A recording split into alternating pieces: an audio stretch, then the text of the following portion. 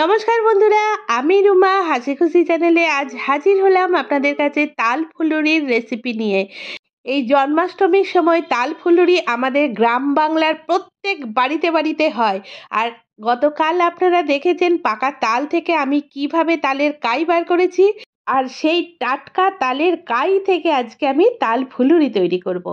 তার জন্য আমি হাফ কাপ মতো কামিনী আতপ চাল নিলাম। চালটাকে নর্মাল টেম্পারেচার যে জল, সেই জলেতে ১ ঘন্টা মতো ভিজিয়ে রাখার পর মিক্সিং জারেতে হালকাভাবে পেস্ট করলাম। খুব ফাইন পেস্ট লাগবে না। তারপর ওই যে চালের পেস্ট হলো সেটাকে তালের কাইয়ের সঙ্গে মেশালাম। হাফ কাপ মতো ময়দা, ১ চামচ গুড় এবং হাফ কাপ মতো বেসন টোটালি তালের কাইয়ের সঙ্গে মিশিয়ে নিয়ে চামচে করে বেশ সুন্দরভাবে মিক্স করতে আরম্ভ করলাম। কিন্তু তার আগে মাথায় রাখতে হবে তাল ফুলুরির ফ্লেভার বাড়াতে হবে। তার জন্য গোটা কালো জিরে এবং গ্রেট করে রাখা অল্প একটু আদা মিশিয়ে হাতে করে বেশ সুন্দরভাবে একসাথে মেখে নিলাম। তারপর যেরকম আমরা নর্মালি বেসন ফেটাই সেই রকমভাবে ফেটিয়ে নেব।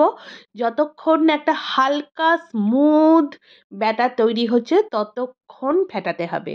যেহেতু কোনো ইনো পাউডার বা বেকিং পাউডার, বেকিং সোডা এসব দিলাম না, সুতরাং ব্যাটারটা যত ভালো ফেটানো হবে তাল ফুলুরিগুলো ন্যাচারালি তত ভালো ফুলে উঠবে।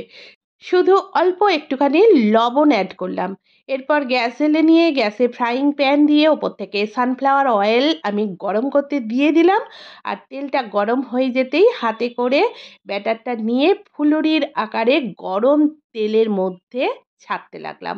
যখন এই ফুলুরিগুলো তেলের মধ্যে ছাড়বো তখন গ্যাসের ফ্লেমটা একটু মিডিয়াম ফ্লেমে রাখতে হবে।